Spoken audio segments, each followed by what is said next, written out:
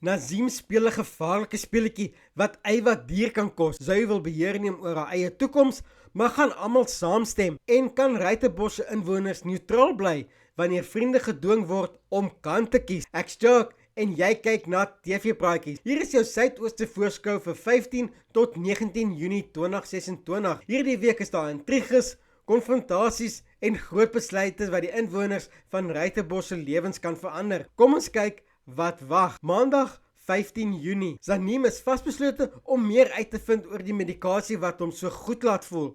Maar hy kan dalk meer probleme veroorsaak as wat hy verwag het. Kate probeer intussen vir Angie help om weer haar voete te vind deur haar uit te nooi om terug huis toe te kom. En Kashifa het groot planne vir die dag, maar dinge verloop nie noodwendig soos sy gehoop het nie.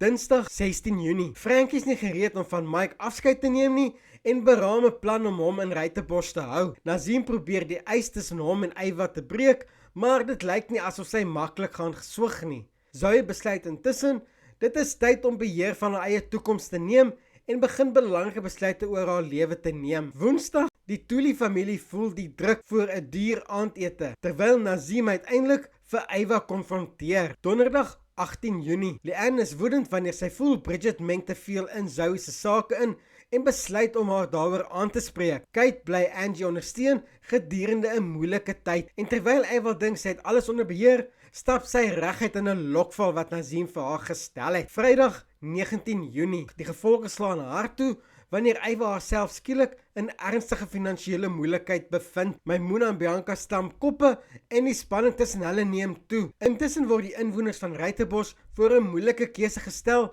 wanneer vriendskap op die spel kom en mense dalk gedwing word om kant te kies. Dit lyk of Nazim hierdie week meer gevaarlik as ooit is, terwyl Eywa moontlik die hoogste prys betaal. Dink julle Eywa gaan uit Nazim se lokval kan ontsnap? Laat weet my in die kommentaar wat julle dink. Onthou om te like en in te teken sodat julle nooit 'n Suidooste voorskou mis nie. Bly dramaties en ek sien julle in die volgende video.